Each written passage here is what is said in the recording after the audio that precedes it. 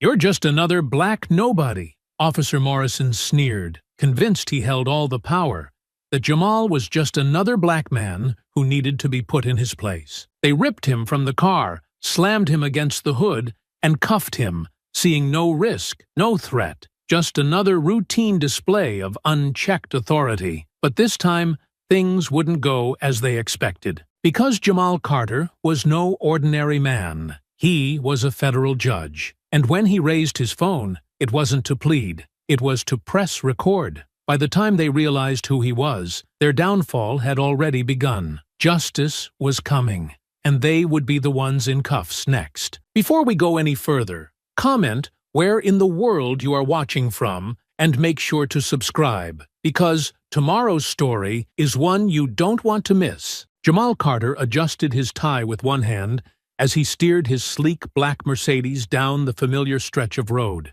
his mind already racing ahead to the meeting he was running late for. The weight of the morning still lingered on his shoulders, a flurry of paperwork, back-to-back hearings, and a quick phone call with his wife, Vanessa, reminding him not to skip lunch again. But amid the rush of his schedule, it was only now, as he reached for his wallet to pay for parking, that he realized it wasn't there. His fingers brushed against nothing but the smooth lining of his suit jacket. He exhaled sharply, glancing down for just a fraction of a second before easing his foot off the gas. His mind traced back through the morning, the hurried routine, the coffee cup he left half-finished on the counter. The wallet was still at home. He slowed further, easing into the right lane, his focus shifting.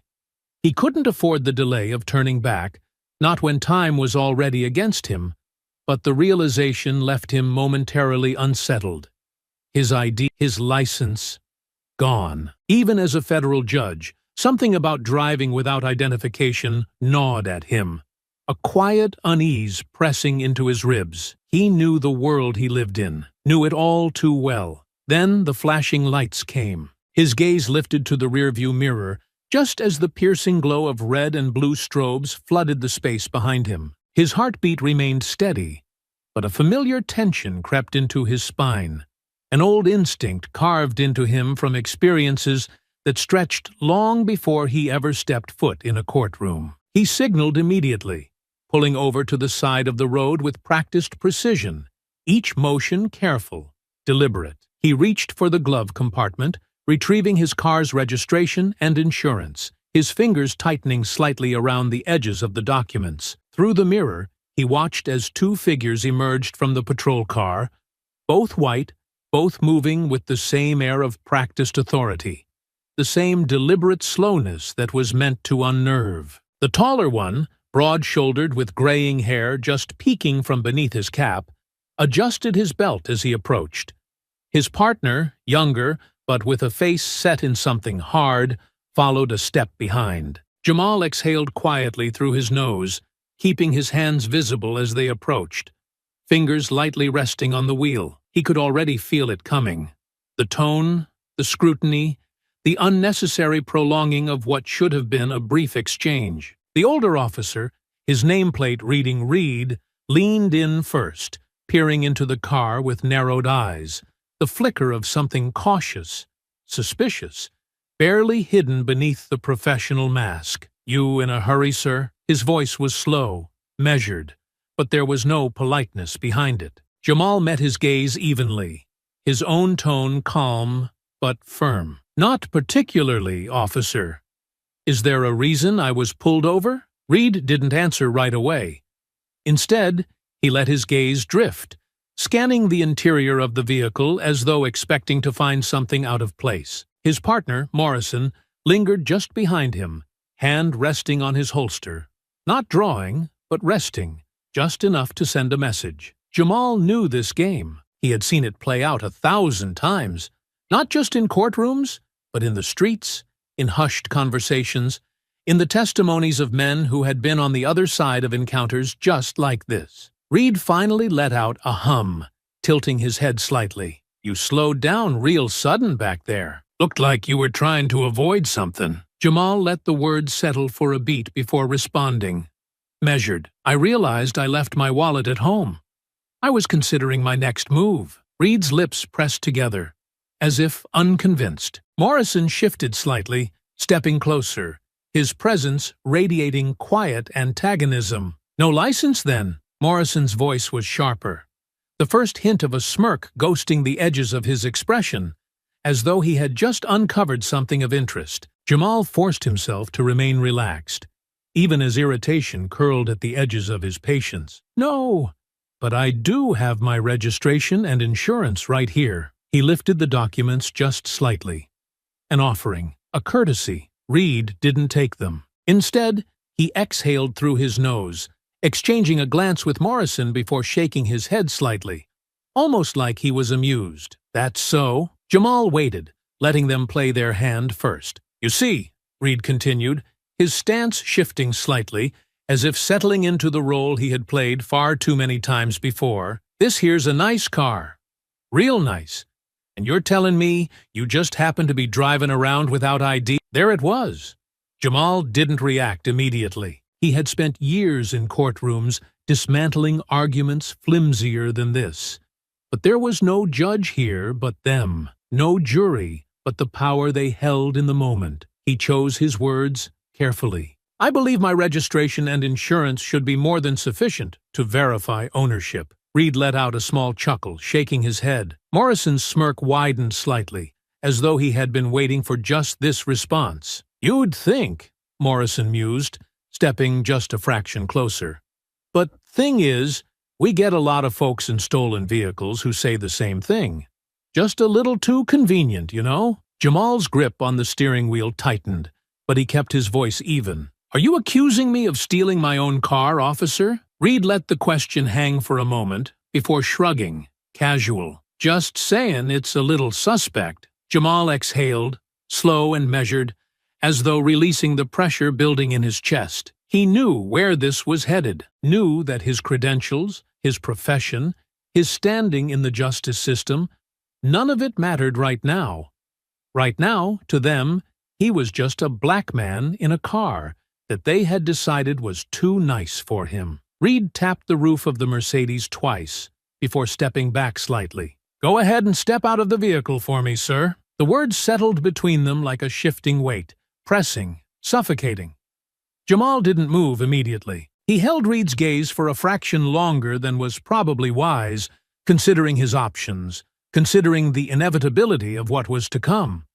Then, slowly, deliberately, he unbuckled his seatbelt and stepped out. Jamal stepped onto the pavement, the warmth of the afternoon sun doing little to ease the cold press of unease settling in his chest. He had been through this routine before, had heard the stories, had seen them play out in courtrooms where words like probable cause and reasonable suspicion twisted and turned in the hands of those who wielded them as shields, deflecting accountability while justifying every injustice. Reed stepped in closer, his presence a deliberate encroachment of space, his expression unreadable, except for the faint hint of satisfaction lurking beneath the professional mask. Morrison lingered just behind him, still near the car, eyes sharp and assessing, scanning the interior with a slow, methodical sweep, as though already crafting the excuse they would need to prolong this stop.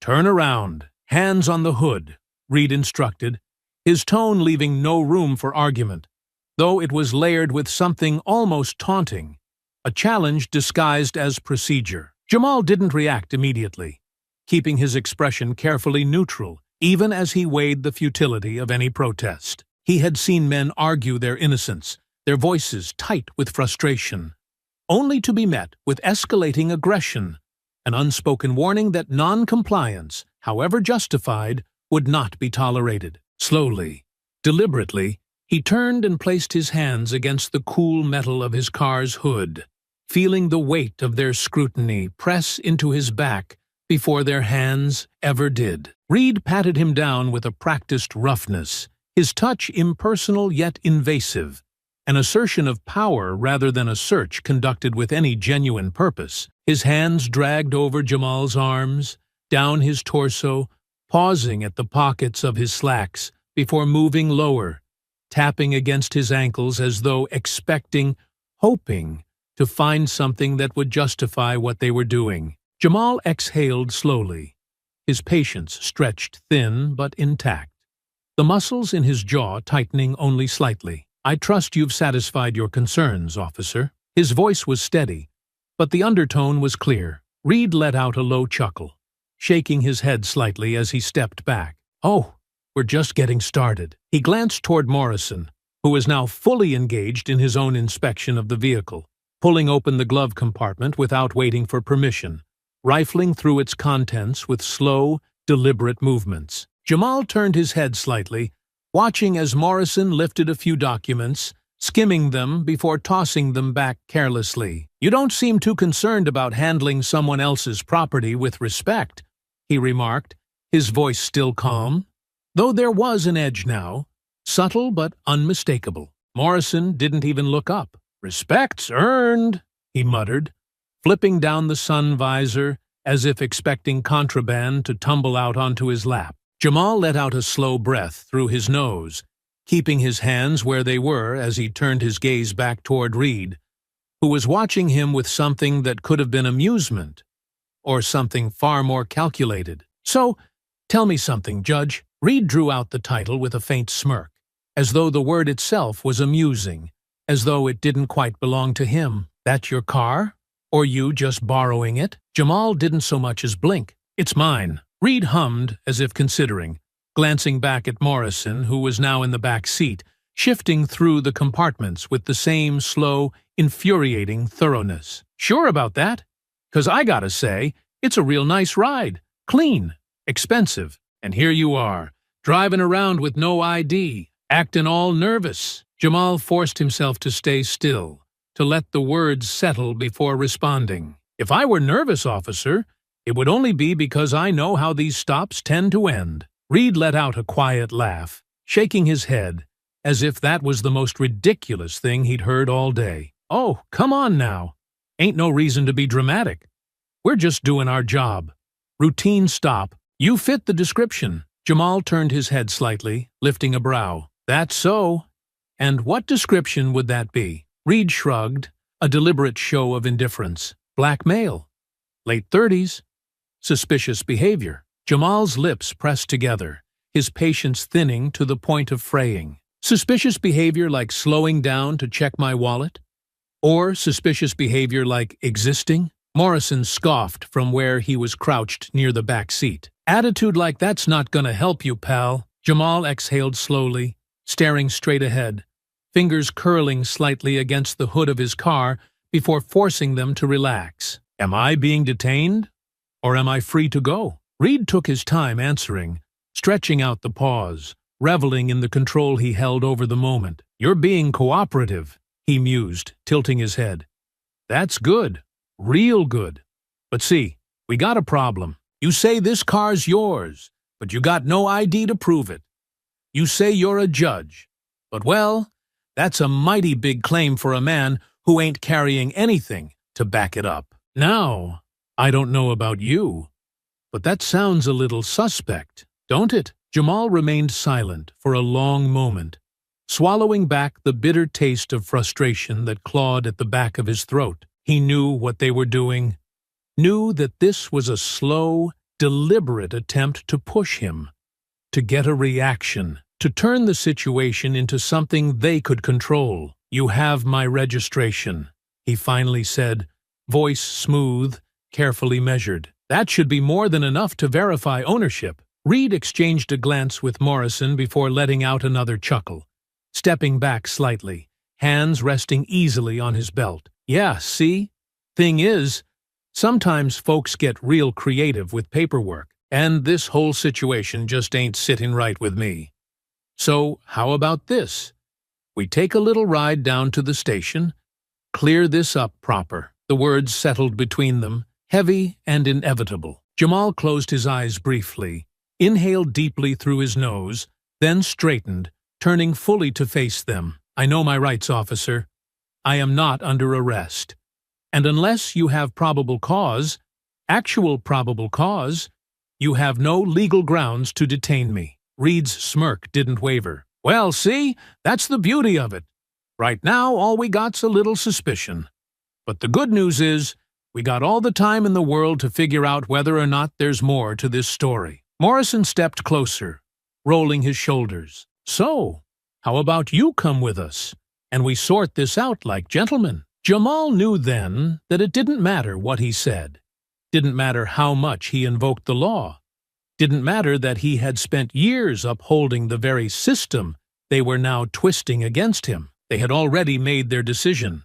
And so, with his jaw tight and his composure carefully, meticulously intact, he nodded once and let them take him. The cold steel of the cuffs bit into Jamal's wrists as he settled into the back of the squad car. The plastic seat unforgiving beneath him.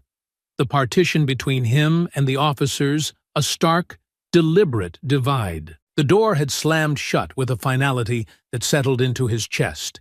Heavy, but not unfamiliar.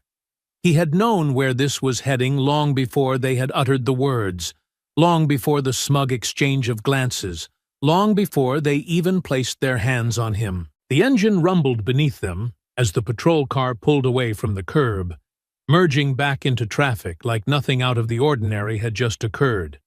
Like this wasn't another routine stop turned something else entirely. Outside, the city moved on, pedestrians strolling along sidewalks, cars shifting lanes, storefronts casting reflections in the sunlight. It was all so painfully normal, a contrast to the tight, confined space in which he now sat, his hands bound, his freedom stripped, his identity, his very existence, reduced to suspicion. From the front seat, Morrison turned slightly, glancing back through the partition, his expression smug. "You know, you made this real easy for us," he mused, his voice light, conversational, like they were discussing the weather, and not the blatant abuse of authority playing out in real time. "Most guys in your position, they like to kick, scream, make a big fuss. You, though, real cooperative, almost like you knew you were caught." Jamal didn't answer immediately. He had spent years perfecting the art of controlled silence, of measured patience, of knowing exactly when to speak and when to let men like them fill the space with their own arrogance. He stared straight ahead, his gaze fixed on the blurred motion of the city beyond the glass, his body still but his mind already moving, already anticipating. Reed exhaled sharply, shaking his head as he adjusted his grip on the wheel. "Yeah, I gotta say, you don't look like the usual ones we pick up. But then again, criminals are getting smarter these days. Stealing the right kind of car, wearing the right kind of suit, talking all proper. Almost convincing." Jamal's jaw tightened slightly, though his expression remained composed. "You ran the registration. You already know who the car belongs to." Morrison let out a low chuckle, exchanging a glance with Reed before turning back toward him. "Oh, we know who it belongs to," he said easily. "We just don't believe it's yours." Jamal remained still. "I told you." "You told us a story," Morrison interrupted, waving a hand dismissively. "You expect us to believe that a federal judge?" He let out a laugh, shaking his head. "Just happens to be driving around without ID. Come on, man. You could have at least picked a lie that made sense." Reed grunted in agreement, eyes still on the road. "Real sloppy work, if you ask me. If you're gonna boost a car like this, at least have some fake credentials ready. But nah, you get pulled over, and all you got is some insurance papers and a fancy attitude." Jamal exhaled slowly, deliberately, keeping his composure intact. He had known, of course he had known, that the moment they realized the car was registered to someone with power, someone with standing, they wouldn't simply admit their mistake and let him go.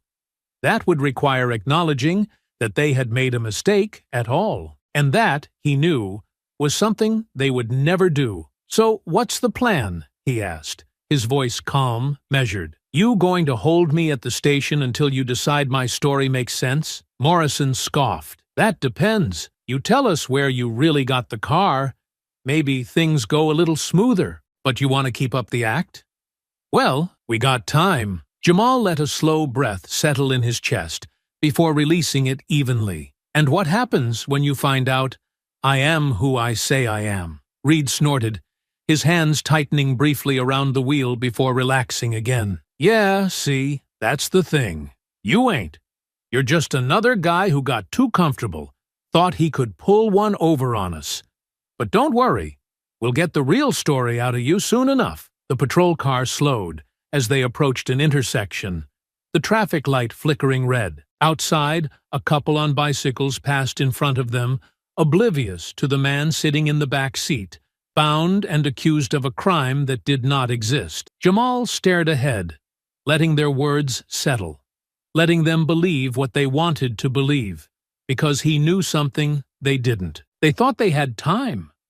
They thought they had control, but time had a way of shifting the ground beneath men like them, and control was only as strong as the foundation it stood on, and soon enough, that foundation would crack beneath them. For now, he let them talk. For now, he let them believe. Because the moment they found out the truth, the real fun would begin. The patrol car slowed as it turned into the station's lot, the tires grinding against the worn pavement.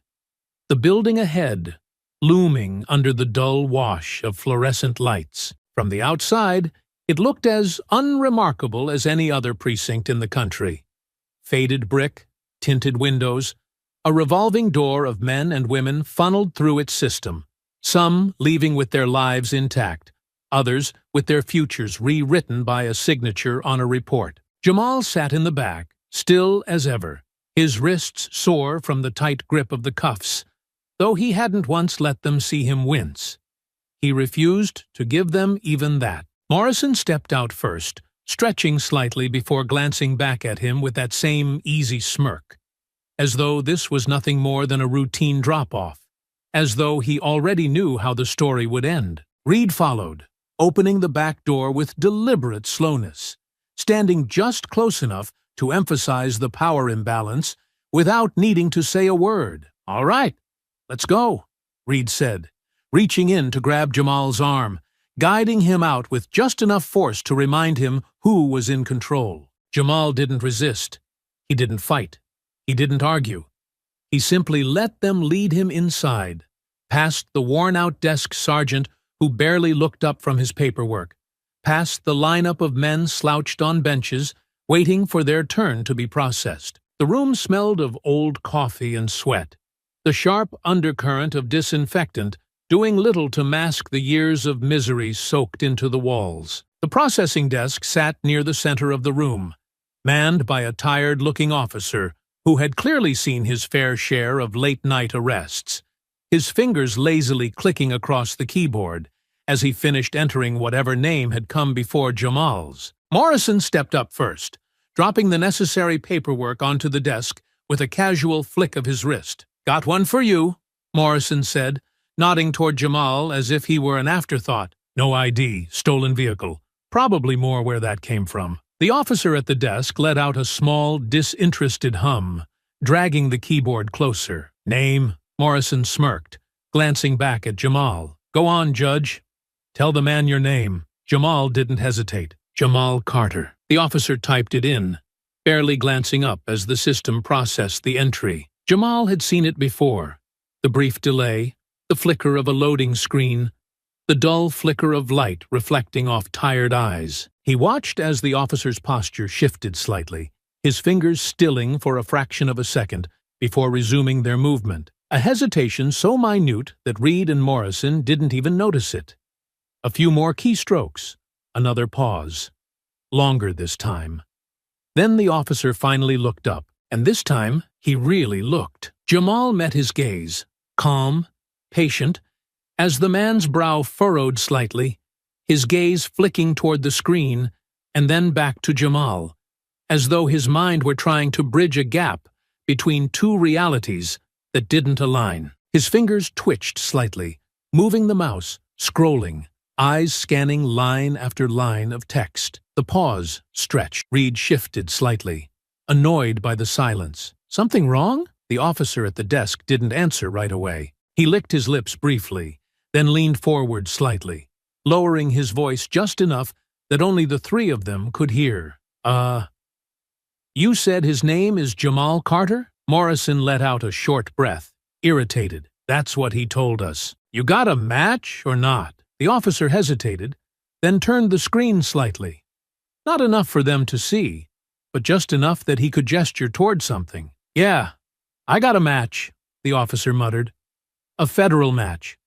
Reed frowned, stepping closer. Federal? What the hell are you talking about? The officer hesitated, clearly unsure of how to phrase what was about to come next. Yeah. So, this guy, he's not just Jamal Carter.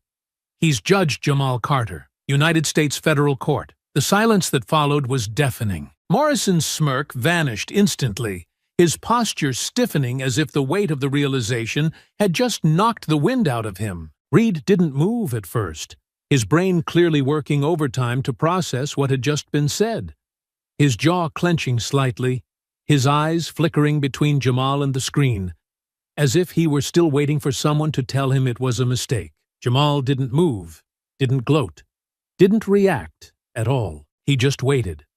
It was Morrison who spoke first, though his voice had lost all of its earlier bravado. That can't be right. The officer exhaled sharply, nodding toward the screen. It's right. He was confirmed for the federal bench. What, 5 years ago? Big case out of the district court? Hell, you probably read about him. Reed's expression had darkened considerably, his lips pressing into a tight line, his fingers twitching slightly at his sides. So what you're telling me is, he stopped himself, inhaled sharply, recalibrated. You're saying we just brought in a federal judge. In cuffs. The officer at the desk gave them a look that made it painfully clear how much of a monumental screw-up this was. Yeah, that's what I'm telling you. And just like that, everything shifted. Reed was the first to move, stepping back from the desk and exhaling hard, running a hand over his jaw as though he could physically wipe away the situation unraveling in front of him. Morrison, for all his arrogance, suddenly looked like a man standing at the edge of a cliff, realizing too late that he had miscalculated the drop. The apologies came quickly. Look, Judge Carter, Morrison started, his voice now alarmingly smooth, the aggression from earlier evaporating like mist in the sun. This was obviously just a big misunderstanding. You gotta understand.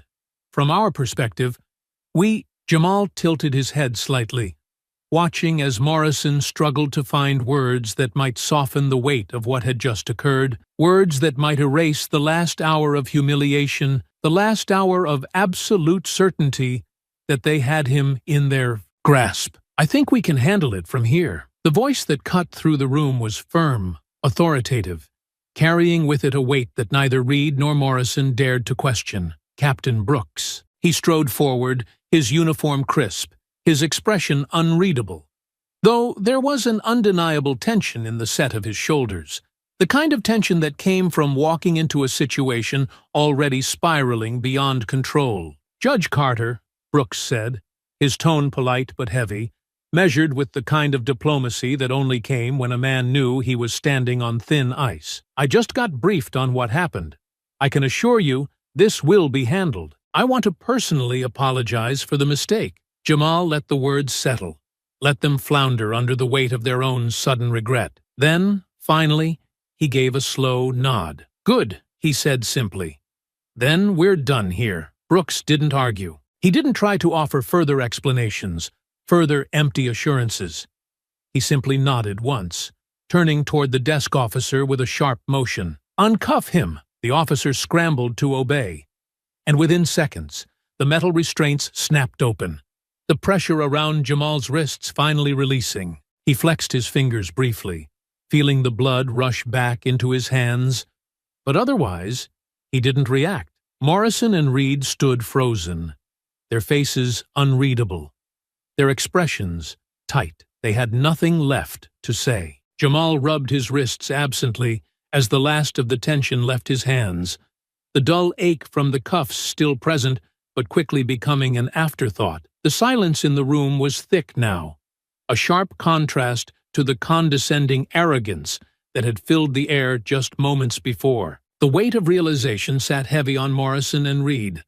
their earlier confidence now stripped away, leaving only discomfort in its place. They stood stiffly, their postures no longer radiating control, but something closer to restrained panic, the reality of what they had done pressing in on them like an unbearable force. Morrison, whose smirk had been so ever-present throughout the stop, now looked as if he were struggling to decide whether to speak or to simply pray that silence might spare him further humiliation. Reed, the veteran of the two, had his jaw clenched so tightly it looked as though he were physically holding back a curse. Jamal let them sit in that discomfort for a long moment, let the weight of their actions truly settle before he finally spoke, his voice calm but sharp enough to cut through the tension like a scalpel. "You know," he began, taking a step forward, closing the distance just enough that neither of them could avoid looking at him, "I've spent years listening to cases just like this, years sitting on the bench while men just like you walked into my courtroom with that same smug certainty, that same absolute conviction that whatever you did out there in the streets, whatever lines you crossed, it would never come back to haunt you." He tilted his head slightly, letting his words sink in. "You thought you had this figured out. You thought you had me figured out. A black man in a nice car, no ID, slowing down on the road. You saw a story that fit your version of reality, and you ran with it, didn't you?" Neither officer answered, though Morrison looked as if he wanted to, whether to defend himself or simply to dig himself deeper. Jamal wasn't sure. Reed, on the other hand, simply kept his mouth shut, his expression hard but carefully neutral, as if remaining silent might somehow undo the damage already done. Jamal exhaled sharply, shaking his head. "What bothers me most isn't that you pulled me over," he continued, his voice never rising, never breaking its steady rhythm. "It's that even after you ran the registration, even after I told you exactly who I was, you still convinced yourselves I had stolen my own car. Because the truth didn't matter, did it? You'd already decided who I was before I even opened my mouth." Reed shifted slightly, still rigid, but the slight tension in his shoulders betrayed the way the words hit harder than he wanted to admit. Jamal didn't let up. "And let's be honest," he said, his gaze unwavering. "If I weren't who I am, if I were just another man driving home after a long day, if I didn't have a title and a reputation that made you stop and think, we both know I wouldn't be walking out of here right now. Would I?" The silence that followed was confirmation enough. Jamal let it linger for a few seconds longer before finally turning to Captain Brooks, who had remained quiet throughout the exchange, his presence looming, his expression carefully neutral but undeniably wary. Unlike Morrison and Reed, he wasn't scrambling for excuses. He had seen enough years on the force to know when there was no spinning a situation in his favor. Brooks cleared his throat, shifting slightly. "Judge Carter," he said, his voice steady, but laced with the slightest edge of practiced authority, "I want to assure you that this situation is going to be handled appropriately. There will be consequences for what happened tonight." Jamal studied him for a moment, gauging the sincerity of his words, though he already knew the outcome before the words were even spoken. There would be consequences, yes, but nothing significant. A slap on the wrist, a quiet reprimand, a couple weeks of paid leave while the department made a show of reviewing the situation. He had seen this play out before. He had ruled on cases just like it. And the truth was, he didn't have the time or the energy to waste on a fight he knew wouldn't be won in a single night. He exhaled slowly, shaking his head. "Good," he said simply, his tone giving away nothing. "Then, we're done here." There was a flicker of something across Morrison's face. Relief, maybe, or the realization that he had just been handed an undeserved out. Jamal didn't bother looking at him again. He had nothing more to say. Brooks nodded, stepping back slightly. "I'll have someone escort you out." Jamal didn't acknowledge it. He turned toward the door, his shoulders squared, his steps measured.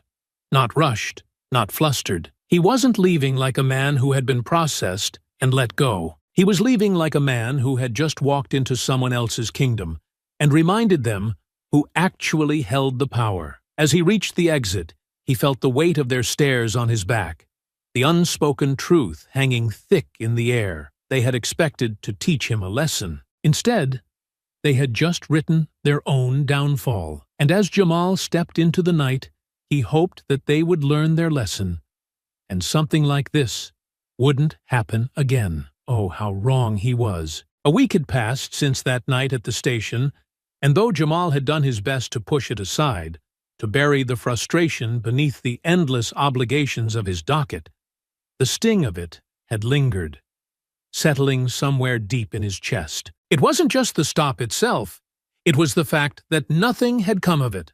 Nothing ever did. No hearings, no real reprimands, no policy changes.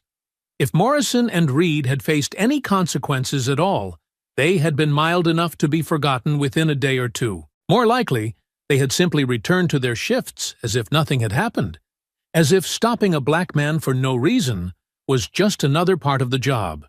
And now, here he was again. Jamal hadn't even been thinking about that night as he drove home, the unassuming rental car humming quietly beneath his hands, the sleek comfort of his Mercedes temporarily absent while it sat in the shop for servicing. He had spent the evening at dinner with colleagues, debating legal precedents, hashing out arguments over low-lit tables and half-sipped whiskey. It had been a normal night, uneventful until now. The flash of red and blue filled his rearview mirror, bright and accusing, snapping him back into something far uglier than a casual debate over case law. His grip tightened on the steering wheel, the anger flaring up before he could suppress it, because he already knew. He knew before he even looked. And when he did, when he stole that quick glance at the silhouette approaching his car, he felt something cold settle in his chest. Morrison. They didn't recognize him. Of course they didn't, because to them, he had never been a person to begin with. Jamal exhaled slowly, controlled. But this time, something in him snapped into place. Something different. Something sharper. The last time this had happened, he had tried to reason, had tried to demand accountability, had expected that his position, his power, his influence might mean something. It hadn't.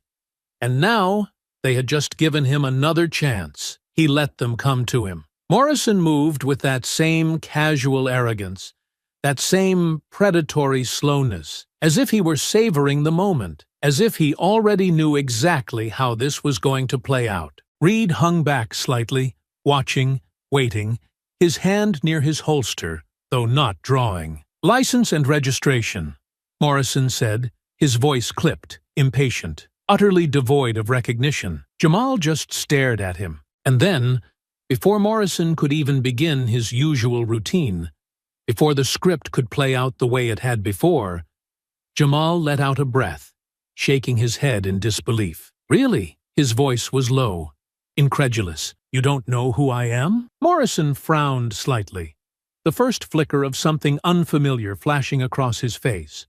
Uncertainty. "Sir," he said, more forcefully now, "I asked you for your license and registration." Jamal didn't move, didn't reach for his wallet, didn't offer his name. Instead, he did something he hadn't done before. He reached into his pocket, pulled out his phone, and with deliberate, unhurried movements, tapped the screen. The camera flipped on, and he hit record. The red light blinked to life, the image of Morrison's face captured in crisp clarity, the streetlights casting sharp shadows across his features. The moment Morrison realized what was happening, his posture stiffened slightly, the easy arrogance dimming just enough that Jamal caught it, saw the flicker of hesitation before it was buried beneath another layer of hostility. "Sir," Morrison said again, his voice harder now, "turn off the phone and comply." Jamal tilted his head slightly, a quiet,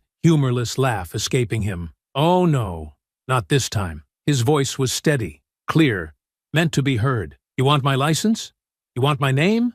You'll have to wait, because I want the world to see exactly what you do next." Reed took a step closer, his presence meant to intimidate. But Jamal didn't flinch. He just kept the phone exactly where it was, aimed, unwavering, the seconds ticking by in real time. "You were driving erratically," Morrison snapped, his tone sharper now, the lie falling from his lips with well-practiced ease. Jamal let out another bitter laugh. "That's the best you've got?" he asked, his voice steady, controlled. "A week ago, you said I fit the description. Now it's erratic driving. What's next? A broken tail light? Smelled something suspicious?" He let the words sit, let them sink in. "Go ahead, say it. Tell the camera why you really pulled me over." Morrison shifted slightly, a muscle in his jaw twitching, because now the script was breaking. "Step out of the vehicle," Morrison ordered. Jamal didn't move. He just kept recording. "Step out, or what?" Jamal's voice was colder now, cutting through the air like a blade. "You going to pull me out? Slam me against the hood? Maybe rough me up a little?" His eyes flicked toward Reed, toward the subtle way the man's fingers flexed near his holster. "Or maybe this time you'll skip straight to the part where you say you feared for your life and call it a justified use of force." Morrison's face wasn't as smug now, and Jamal knew why. Because this wasn't just a routine stop anymore. This wasn't just another man they could bully, humiliate, and then toss aside without a second thought. This was a problem. This was a man who knew exactly what he was doing. And worst of all, it was all on camera. Jamal saw the calculation happening in real time. The flicker of uncertainty in Morrison's eyes, the slight hesitation in Reed's posture, the unspoken exchange happening between them as they realized they were dangerously close to making a very costly mistake. But they had already gone too far, and now they had no choice but to see it through. Morrison exhaled sharply, rolling his shoulders back as though shaking off the discomfort, before leaning in just slightly, his voice dropping an octave lower. "You want to play games, boy?" The word dripped with bitterness now, filled with the realization that he should have known who he was dealing with. "Fine. You just made this a whole lot worse for yourself." Jamal's lips curved into something that wasn't quite a smile. "No," he murmured, his voice like steel under velvet. "I just made it a whole lot worse for you. And this time, they wouldn't get away with it." Morrison's jaw tightened as he stared at the red recording light blinking on Jamal's phone, the flickering glow capturing every movement, every tense breath, every calculated pause. He had been in enough situations to know that this was no longer just another stop, no longer just another man they could bully into submission, because this time, the man in front of him wasn't falling in line. This time, he was making them work for it. Morrison's patience snapped. "I said, step out of the damn car," he barked, yanking the door open so hard it nearly bounced back on its hinges. Jamal barely had time to brace himself before Morrison's hand clamped onto his arm, gripping tight, fingers digging in with bruising force as he jerked him forward. Jamal twisted slightly, just enough to keep the phone aimed at Morrison's face, his voice sharp, edged with something lethal. "You just can't help yourselves, can you?"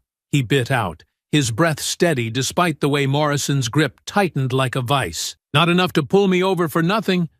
You need to put your hands on me too? You want to act tough?" Morrison sneered, pulling harder.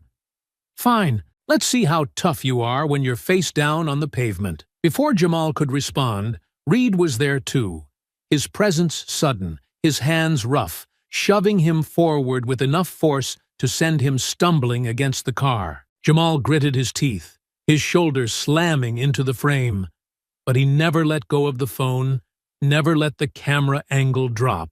He wanted this recorded, every second of it. Morrison grabbed the wrist, still holding the phone, wrenching it downward.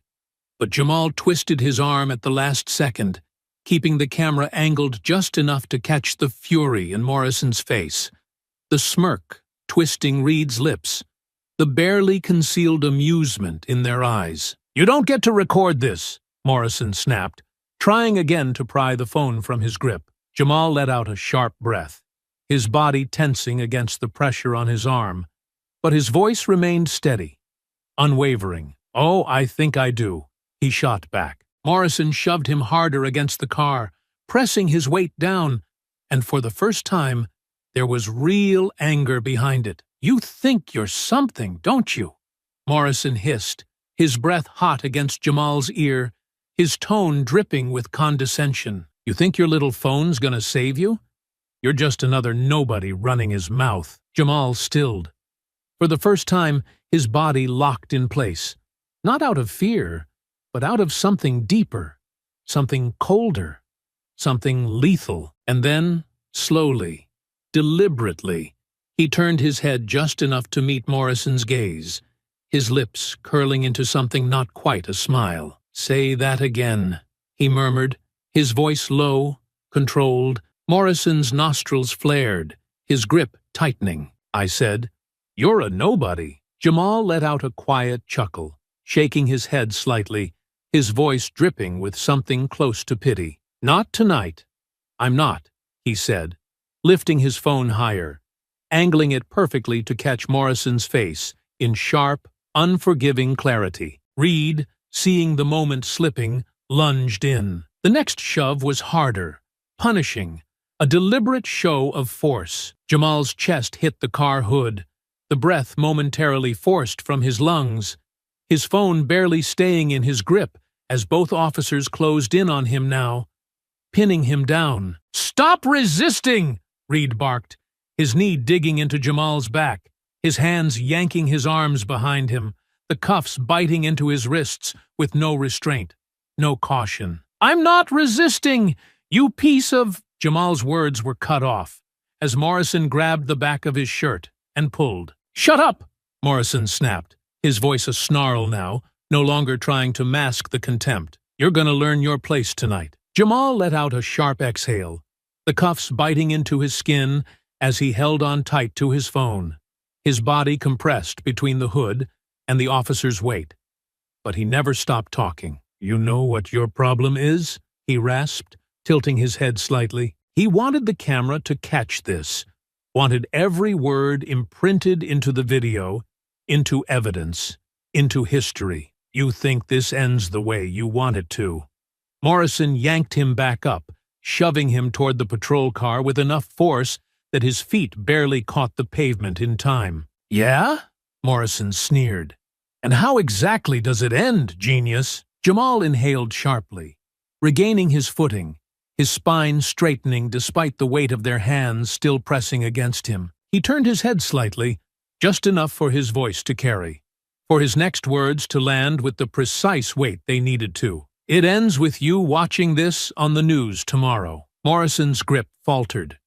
Reed stiffened. For the first time, they hesitated, because that was the moment it clicked. This wasn't just another stop. This wasn't just another arrest. This was a mistake that wasn't going to disappear, because now, the whole world was watching. The weight of Morrison's hand still pressed against Jamal's back, shoving him toward the squad car with force that had nothing to do with proper procedure, and everything to do with anger, frustration, and the raw desperation of a man who had just realized he was in too deep. Jamal could feel it.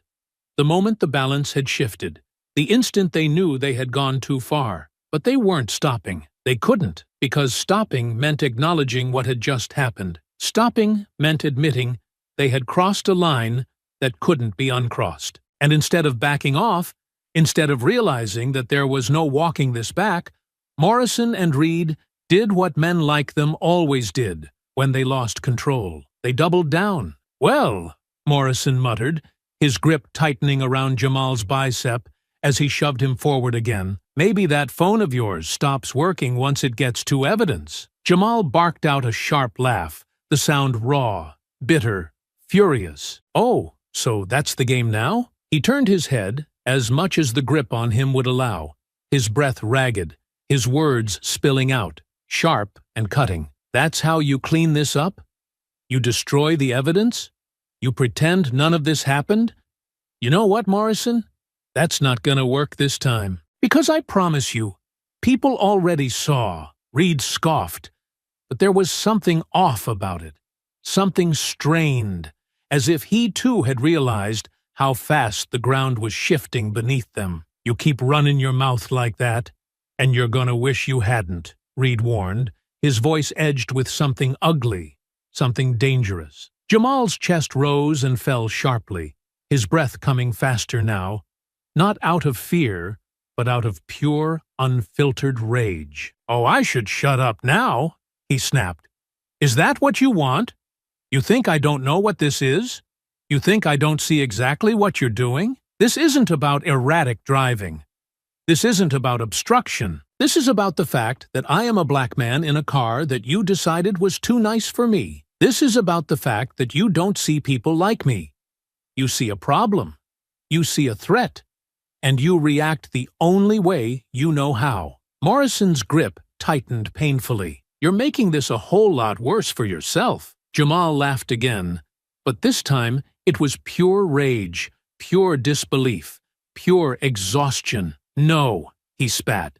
"You made this worse the second you pulled me over for no damn reason. You made this worse when you put your hands on me, when you shoved me into the car, when you put those cuffs on me like I was some kind of animal. You did this, and now that you realize you've screwed up, now that you know you're on camera, now you want to talk about making things worse?" He shook his head, his hands curling into fists behind him, his body shaking from the sheer fury coursing through him. "You know what?"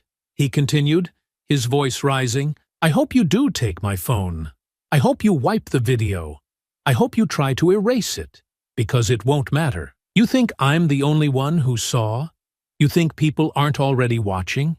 You think they don't know exactly what you are? You think they haven't seen men like you do this before?" Morrison's hand jerked violently, his patience snapping as he wrenched Jamal's arm at an unnatural angle. "I said, I am tired of men like you!" Jamal's voice exploded through the night, the sheer force of it bouncing off the walls, off the pavement, off the hollow silence of a world that had heard these words 1,000 times before and still hadn't changed. "I am tired of being treated like a damn criminal every time I step into my own car, every time I walk down my own street. I am tired of seeing my brothers and sisters end up in the ground because men like you don't know how to do your damn jobs without a gun in your hand and hate in your heart." His voice was shaking now, shaking from the rawness of it, from the truth, from the fire that had been simmering for years, decades, generations. And Morrison didn't like it. Didn't like the way Jamal wasn't cowering. Didn't like the way he was yelling, screaming, refusing to be small. Didn't like the way his words were cutting deep enough to leave a mark. So he did the only thing a coward knew how to do. He silenced him. The punch came out of nowhere. Fast, brutal. The full weight of Morrison's rage crashing against Jamal's jaw. The impact sent a shockwave through his skull, his head snapping sideways, pain flaring white-hot behind his eyes. And his phone, the one thing capturing it all, slipped from his fingers. It hit the pavement with a hollow thud, tumbling once, twice, before landing at an angle that still caught everything. Jamal stumbled, his vision blurring, his balance thrown as Morrison's hand dug into the back of his neck, forcing him against the patrol car. "You talk too damn much," Morrison growled. Jamal's breath was ragged, his pulse hammering. But he forced himself to lift his head, his jaw aching, his lips split, blood pooling in his mouth. And when he spoke, his voice was quieter now, but deadlier. "You just made the biggest mistake of your life." Morrison didn't respond.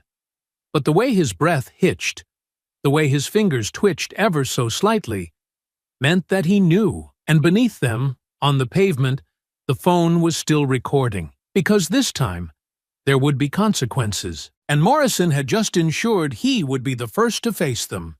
The squad car's back seat was cold, hard, and far too familiar. The plastic bench beneath him had no give. The air smelled of stale sweat and desperation. The metal grate separating the front from the back was scratched and worn, its surface carved with the desperate etchings of those who had sat there before him. Men just like him. Jamal tilted his head back against the seat, staring at the ceiling, the throbbing in his jaw dull compared to the fire burning in his chest. The copper taste of blood lingered on his tongue, his split lip aching every time he flexed it. But none of that mattered, because right now, All he could do was laugh. At first, it was quiet, just a small exhale, a low chuckle that barely broke the silence. But then it grew, rising, spilling out of him, shaking his shoulders with something dark, something knowing, something so damn satisfying that it made Morrison glance at Reed with a flicker of unease. "You think this is funny?" Morrison snapped, twisting in his seat to glare through the partition. His fingers were still tight around the steering wheel, knuckles white, tension laced through his entire body. He was still mad, still feeling the heat of everything that had just happened. Jamal grinned through the blood on his lips, shaking his head slightly, eyes glinting in the dim patrol car lights. "You don't even realize it yet, do you?" His voice was hoarse, but smooth, touched with the kind of amusement that only comes when you've already won. But the other guy hasn't figured it out yet. Reed scoffed, shifting in his seat, rolling his shoulders as if trying to shake off the unease creeping in. "I don't know what the hell you're laughing about, boy. You should be praying we don't add resisting arrest to your charges." Jamal let his smile stretch just a little wider. "Oh, I hope you do." Morrison frowned, his grip tightening on the wheel. "You want to explain what's so damn funny?" Jamal let out another low, deep, knowing laugh, shifting his arms as much as the cuffs would allow, settling comfortably into the seat like a man who had already made peace with the outcome. "I just can't believe it," he murmured, almost to himself. "I mean, really? Again?" Morrison's frown deepened. "The hell are you talking about?" Jamal glanced at him, tilting his head slightly, letting them stew in their own stupidity for just a moment longer. Then, with a slow, deliberate smirk, he said, "You still don't recognize me?" Reed turned slightly in his seat, his frown now shifting into something more uncertain, something skeptical, like he was searching his brain for something just out of reach. Morrison just shook his head, annoyed, impatient, unwilling to entertain whatever game he thought was being played. "Recognize you? Man, I don't give a damn who you are. You're just another loudmouth punk who thought he could talk his way out of a stop." Jamal inhaled slowly, the sheer delicious irony of it all settling deep in his chest, like a slow burn. "That's what you think?" he asked, his voice smooth, low, filled with something dangerous. "That I'm just another loudmouth punk?" Morrison's lip curled. "Damn right. You all run your mouths. But the second you get cuffed, you ain't so tough anymore. Let me guess. You're one of those educated ones, huh?" He twisted in his seat a little more, smirking now, like he was settling into something comfortable, something ugly. "Got yourself a nice job, thinking that means you get to talk back to the law. You one of those pull yourself up by the bootstraps types? Thinking you're better than the rest of them just 'cause you wear a damn suit?" Jamal exhaled, shaking his head slightly, the laugh still sitting on his lips. He knew men like this, men who saw someone like him and needed to make sure he understood he would never be good enough. "You just can't help yourselves, can you?" Jamal mused, voice almost light, almost entertained. "You could have let this go, could have just written a citation, could have let me drive home. But you needed this. You needed to feel that control, that little rush of power. Needed to remind me where I stand." Reed let out a rough scoff. "Yeah? And where's that?" Jamal smiled, and this time, it was real. "Above you." Morrison's expression shifted immediately, his entire body tensing like a coiled spring. "You son of a... You want to hit me again?" Jamal cut in smoothly, leaning forward just enough that the partition reflected the dim glow of his eyes. "Go ahead. Let's make sure that's on camera too. You've already dug your own grave. Might as well jump in." Reed shook his head, scoffing. "You think you're something special, don't you?" Jamal met his gaze in the rearview mirror. His eyes burned. "Oh," he murmured, tilting his head slightly. "I know I am." Morrison turned back toward the windshield, his jaw clenched so tightly it looked like he was grinding his teeth to dust. His hands flexed on the wheel, his knuckles still white. For the rest of the ride, he didn't say another word, because deep down, he felt it too. Something was wrong. Something wasn't going to end the way it usually did. And Jamal? He could already taste the moment they figured it out.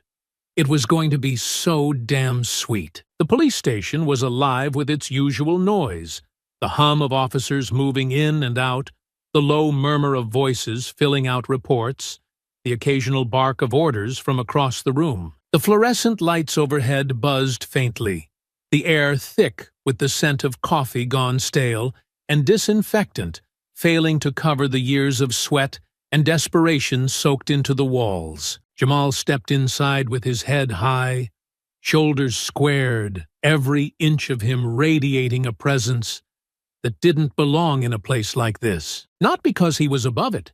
He had seen the inside of precincts before, had represented people whose only crime had been existing in the wrong place, at the wrong time, but because he knew how this was about to end. And that made it almost impossible not to smile. Morrison's grip was still tight around his arm, his fingers pressing deep enough into Jamal's bicep to bruise, as if he thought the force of it might somehow shake him, might rattle him the way it had rattled so many others. But it didn't. Jamal walked forward without resistance, not because he was beaten, but because he knew they had already lost. Reed leaned in slightly, his smirk back now that they were within the walls of the precinct, his confidence returning, the weight of institutional protection settling back over him like armor. "Guess that mouth of yours ain't working too well now, huh?"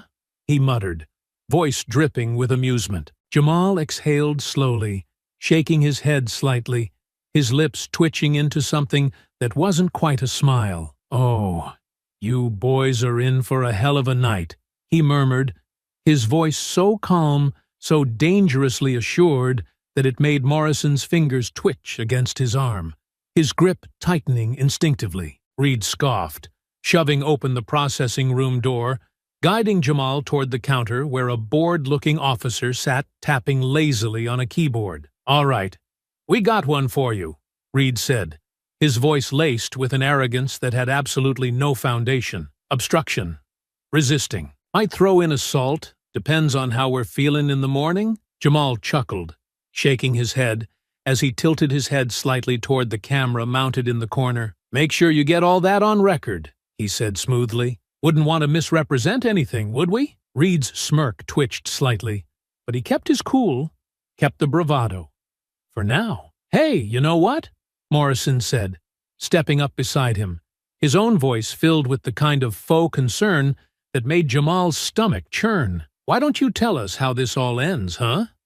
Since you're so damn sure you know." Jamal exhaled through his nose, tilting his chin up slightly as the processing officer gestured for him to step forward, his fingers already reaching for the keyboard, ready to type in his name. "Oh, you'll know soon enough," Jamal mused, his voice edged with something sharp, something far too knowing. "But if I were you, I'd be thinking real hard about what you want to do next. Because, fellas," he let out a soft chuckle, "there's still a chance to walk away from this with your jobs. Not a good one, but hey, I like to be generous." Morrison let out a sharp, mocking laugh, shaking his head.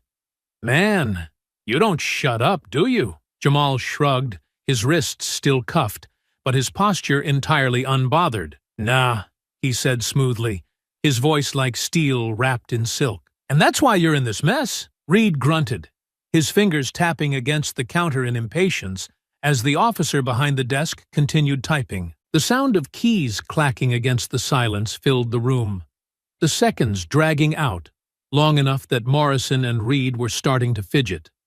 Jamal let the moment breathe, let them get comfortable, let them sit in their false confidence. He wanted them to enjoy it, because soon it would be ripped right out from under them. And then it happened. "Morrison! Reed!" The voice that cut through the station was sharp, furious, echoing through the walls like a gunshot. The entire room froze. Morrison and Reed stiffened immediately, their shoulders locking, their jaws tightening, because they knew that voice. Jamal knew it too. Captain Brooks. Jamal let out a slow, measured exhale, his smile stretching just slightly, just enough to make Morrison's fingers twitch. Right on time. Brooks's footsteps were heavy, sharp, marching straight toward them, his voice like gravel and fire. "Tell me you did not just..." The words cut off sharply, as if he was so furious that he couldn't even finish the sentence. Jamal turned his head slightly, catching the first flicker of realization, of panic, of absolute horror sinking into Morrison's expression. And that was when he let the full smile break across his face, because they had just realized, and it was going to be glorious. Jamal had always believed in timing. The way a pause could hold weight in a courtroom. The way a well-placed silence could make a witness squirm. The way a calculated delay could send an entire case crumbling to the ground. He had spent years mastering the art of waiting, of letting people dig their own graves, of allowing their arrogance to push them past the point of no return before hitting them with the truth. And now, he was witnessing the greatest fall of all. Captain Brooks was already storming toward them, his expression a mask of fury, his voice cutting through the noise of the precinct like a blade. "Tell me," he seethed, each word dripping with barely restrained rage. "Tell me you did not just arrest this man." "Again!" Reed froze. Morrison's face drained of all color. Jamal let out a soft chuckle, tilting his head slightly as he glanced at them. "Oh," he murmured, his voice thick with mock sympathy. "They did." Brooks came to a dead stop in front of them, his chest rising and falling with barely restrained fury. His eyes locked onto Morrison first, his gaze so sharp, so filled with disgust, that Morrison flinched before he could stop himself. "You're telling me," Brooks growled, each word dropping like a stone, "that after last week, after the reports, after the complaints, after I told you idiots to be careful, after I gave you the easiest out in the damn world, you still—" He cut himself off, exhaling sharply, his hands clenching into fists. Morrison wasn't breathing. Reed was staring at the floor. And Jamal? Jamal was enjoying every second of it, because now, they finally knew. "You morons didn't even recognize him, did you?" Brooks spat, his voice rising, furious, disgusted, incredulous all at once. "You arrested the same goddamn man.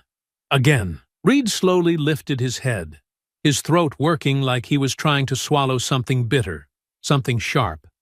He looked at Jamal for the first time, really looked. His eyes dragged over his face, over his bloodied lip, over the smirk stretching across his mouth. And that was the exact second it hit. Morrison let out a sharp inhale, his body going rigid, his breath catching as realization hit him like a train. Jamal waited until he saw it fully settle into their bones, until he saw the horror spread across their faces, until he felt the weight of their regret crash down on them all at once. Then he let the smile break free. "Yeah," Jamal drawled, his voice dripping with amusement, watching them unravel with pure, unfiltered joy. "You did it again." Morrison's eyes darted wildly, as if searching for a way out, a loophole, an excuse, a lifeline. His mouth opened, then closed, his lips parting like he was about to argue.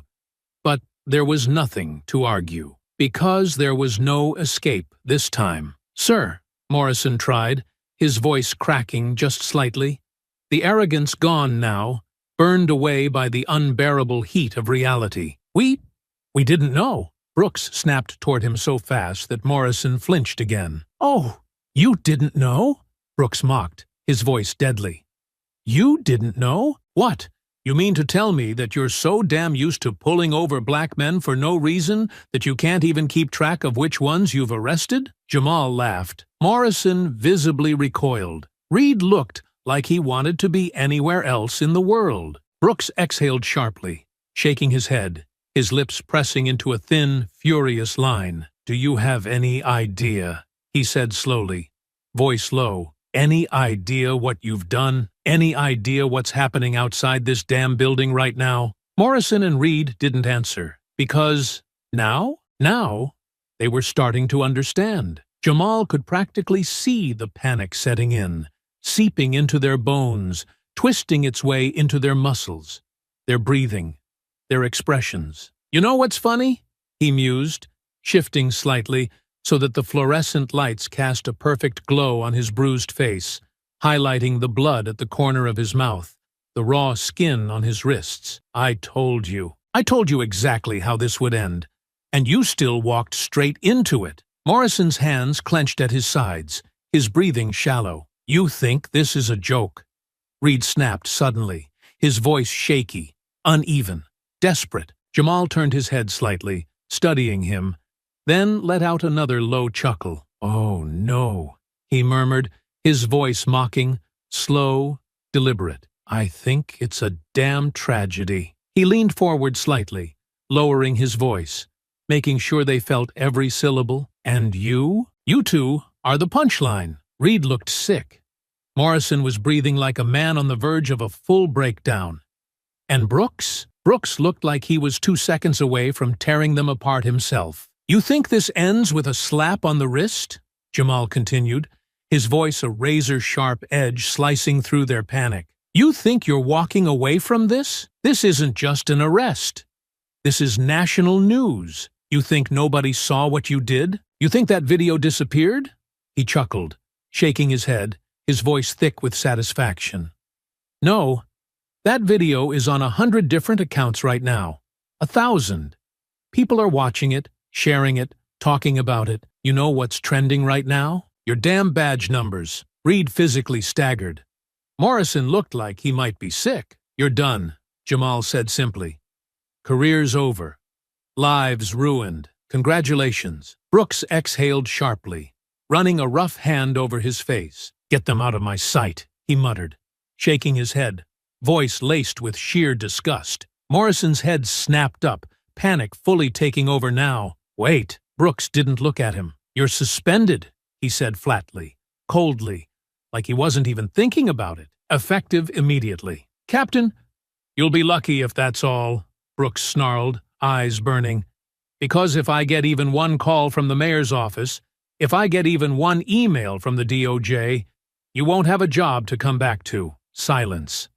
Thick, suffocating, irreversible silence. Morrison's chest rose and fell rapidly, his mind clearly running in circles, grasping for something, anything, to save himself. But there was nothing left, nothing to say, nothing to fix it. Because Jamal had been right from the start, they were screwed. And Jamal? Jamal couldn't stop smiling. Jamal barely had time to step outside the station before he was engulfed by the chaos waiting for him. Cameras, reporters, flashing lights, shouted questions. It was a full-blown media circus, the kind that swallowed entire news cycles, the kind that turned local scandals into national reckonings. The crowd outside had tripled since he first arrived, the sidewalk packed with journalists, activists, concerned citizens, and people with phones raised, recording, live streaming, sending the story further and further out into the world. The air buzzed with energy, thick with anger, with anticipation, with something on the edge of combustion. Judge Carter!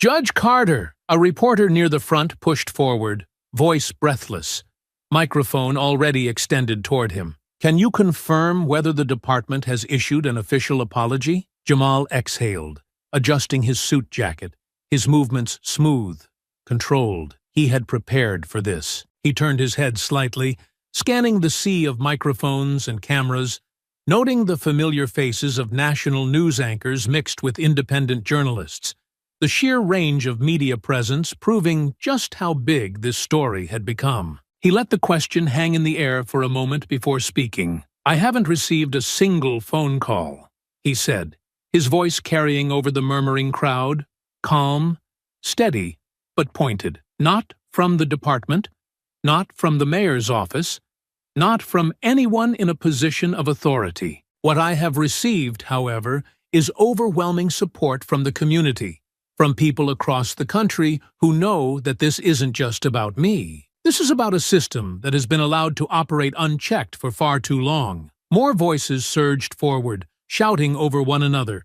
trying to get the next question in. Judge Carter, what would you say to people who argue this was just a misunderstanding? Jamal let out a sharp breath.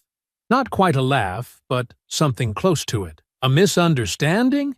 he echoed, shaking his head. "It's interesting how these misunderstandings always seem to happen to men who look like me." The crowd shifted, a low murmur rippling through them. "Sir, are you planning to take legal action?" Jamal's lips pressed together slightly, his head tilting as he considered the question. "There are already federal and local investigations underway," he said smoothly. "I trust the evidence speaks for itself." Then, after a brief pause, he added, "But make no mistake, this is far from over." The murmurs became full-on shouts, reporters scrambling to get their follow-ups in. "Judge Carter, do you believe the officers should be fired? Do you think this could lead to larger police reforms? Have you spoken with the mayor?" Before he could respond, the crowd shifted again, the energy in the air snapping to attention as a new wave of urgency surged through them. Jamal turned his head slightly, following the movement,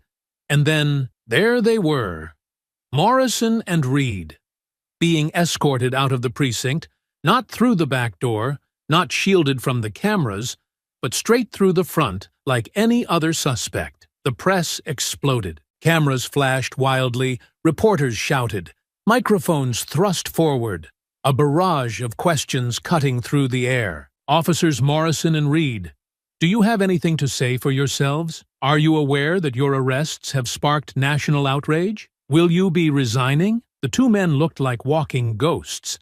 Morrison's jaw was tight, his face pale, his hands curled into tense fists at his sides. Reed looked even worse, his eyes darting around like a trapped animal, his shoulders hunched as if expecting a blow to land at any moment. They weren't wearing their uniforms anymore.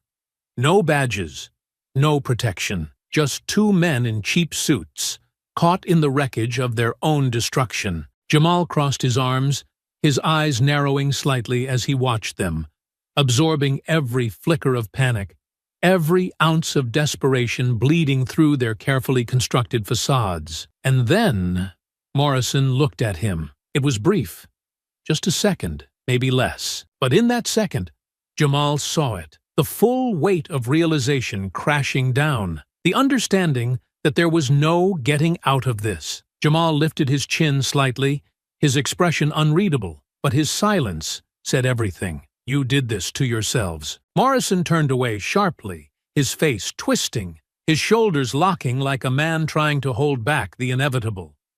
Reed kept walking, head down, feet moving too fast, like he just wanted to disappear. Jamal exhaled slowly, letting the moment settle deep into his bones, letting it solidify as the first real consequence of their actions took shape. But this was only the beginning, because the media wasn't letting this go, because the world had seen it, because the video had been replayed on every news station, dissected in articles, analyzed by legal experts, debated by politicians, condemned by activists, supported by protesters. And now? Now there was a disciplinary hearing waiting for them. And after that, a courtroom. And Morrison and Reed, they were about to lose everything. The hearing room inside the precinct was sterile, cold, the kind of place where careers unraveled in real time. The long wooden table at the front bore the weight of the disciplinary panel, 3 high-ranking officers and a civilian oversight representative, each of them seated with stiff backs and unreadable expressions, their presence a signal that this was no ordinary review. This was a reckoning. The room was full, every seat occupied. Officers, department heads, lawyers, representatives from the police union, internal affairs investigators, all of them gathered to witness the moment. 2 men who had once moved through these halls with impunity were now forced to answer for what they had done. Jamal sat near the back, an invited observer, his expression calm, composed, his presence a silent reminder that there would be no sweeping this under the rug.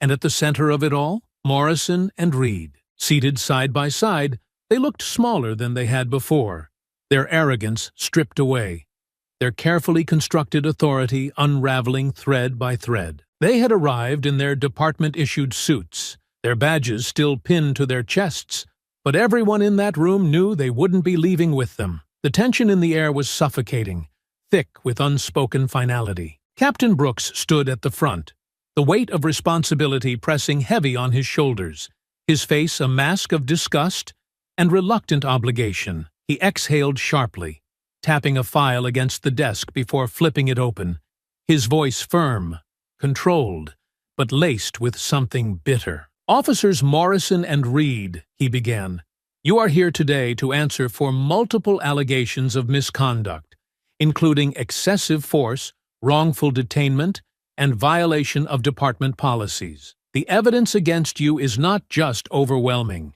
It is irrefutable. We have video footage, witness statements, and undeniable proof of the abuse of your authority." Morrison stared straight ahead, his jaw locked so tight it looked as if his teeth might crack. Reed sat just as rigid, but his hands were restless, his fingers twitching against the table like he was resisting the urge to speak, to argue, to fight back. Brooks didn't stop. "This is not just about one incident," he continued. "This is about a pattern of behavior that has now come to light because of your actions." He lifted a document, flipping through it before tossing it onto the table in front of them. "Your complaint records have been reviewed. Multiple reports of racial profiling, unnecessary escalation, improper searches, and excessive force, all buried under layers of internal protections." The room was silent. "Tell me something," Brooks muttered, his voice low, sharp, cutting. "Did you even think for a second about what you were doing when you pulled him over again? Or was it just so normal to you that you didn't even bother remembering the face of the man you humiliated a week earlier?" Morrison breathed heavily through his nose, his hands curling into fists on his lap. Reed looked down, his jaw working like he was biting the inside of his cheek, holding back the frustration of a man who thought his badge had made him untouchable. Brooks shook his head. "Pathetic," he muttered. "Absolutely pathetic." He straightened, his voice now carrying authority. "Finality. The disciplinary panel has reviewed all evidence and unanimously voted for your immediate termination from the department. Effective immediately, you will no longer be employed by this police force, and your badges and service weapons will be confiscated before you leave this building. Furthermore, this department will cooperate fully with any ongoing federal and state investigations regarding your conduct." Morrison's breath hitched, his shoulders jerking slightly as if the words had finally struck him. Reed let out a slow, uneven exhale, his fingers tightening around the arms of his chair. Brooks turned toward the officer standing at the side of the room, nodding once. "Take their badges." The room was so silent that the sound of the officer's boots moving across the floor felt deafening. The man stopped in front of them, standing stiffly, his presence a confirmation that the department had already washed its hands of them. Morrison clenched his jaw, his hands trembling slightly as he reached up, his fingers hesitating at the edge of his badge. For years, that badge had meant power, authority, protection. Now it was nothing more than a liability. With a sharp, jerking motion, Morrison unpinned it from his chest and placed it onto the table with a loud clank.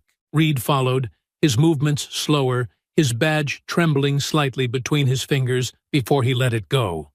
Jamal watched it all, absorbing the weight of the moment, the realization, the silent, crushing defeat settling into their shoulders. They had walked into this building thinking they would be protected, but now, they were just two men in a room full of people who would rather forget they had ever worn those uniforms. Brooks exhaled sharply, rubbing his temples, clearly fighting back the urge to say more, to berate them, to make them understand the sheer scale of their downfall. Instead, he turned back to the panel. "This concludes the disciplinary review. Officers Morrison and Reed are officially stripped of their positions, and they are to leave the premises immediately." The officer next to them gestured toward the door. Morrison didn't move at first.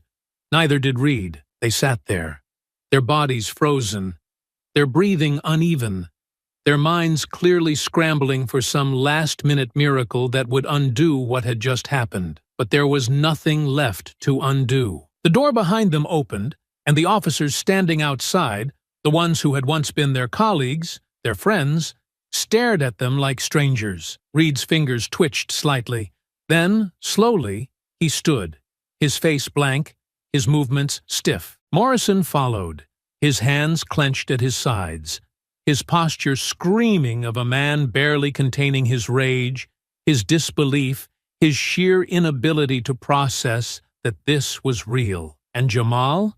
Jamal sat perfectly still, watching as Morrison turned one last time, his eyes burning, his mouth twisting like he wanted to say something, like he wanted to lash out, like he wanted to blame anyone but himself. But he didn't. Because he knew. They both did. They had lost. They had finally, irrevocably, lost. And as the two former officers walked toward the exit, their badges forever gone, their lives irreparably shattered, Jamal allowed himself one final moment of satisfaction. Because this was justice. But it wasn't over yet. Because now, they were going to court. The courtroom was a theater of scrutiny, tension woven into every breath, every glance, every subtle shift of posture among those seated in the gallery. The press had filled every available space, their notepads poised, cameras flashing in the hallways beyond the heavy wooden doors, broadcasting every moment to a nation that had stopped to watch. Morrison and Reed sat at the defense table, their presence reduced to something small, diminished, no longer officers but defendants in a case that had already convicted them in the court of public opinion. Jamal Carter sat on the witness stand, his face calm, composed, his voice steady, but filled with the weight of what had happened. You had been stopped by the defendants before, is that correct? The prosecutor, a sharp-eyed woman with the presence of a hammer about to drop, asked. Jamal let the question sit in the air for a moment, watching Morrison and Reed from across the room, taking in the way they sat rigid, barely breathing, waiting for the damage to land. Yes, he said, his voice smooth but deliberate. I had. And can you describe the circumstances of that first stop? Jamal shifted slightly, exhaling slowly before he spoke. I was driving home. My own car, registered in my name. I slowed down because I realized I had left my wallet at home. That was when I saw the lights flashing behind me. Officers Morrison and Reed approached my vehicle. I complied with everything they asked. But compliance didn't matter, because they had already decided who I was before I even spoke. The room remained eerily silent, the weight of his words sinking into the very walls. And what happened next? They accused me of suspicious behavior, claimed they had reason to believe I was involved in criminal activity. Jamal let his gaze settle on the jury now, making sure they understood the absurdity of it, the humiliation, the sheer inevitability of it. They pulled me out of my own car, searched it, detained me, humiliated me, and when they found nothing, they still took me in. He let out a soft, humorless breath. Then they realized their mistake, which was, Jamal lifted his chin slightly, his presence steady, unshaken, that I was Judge Jamal Carter, a sitting federal judge. The words hit the room like a gavel strike. Some jurors visibly stiffened. Others exchanged glances, their expressions caught somewhere between disbelief and recognition.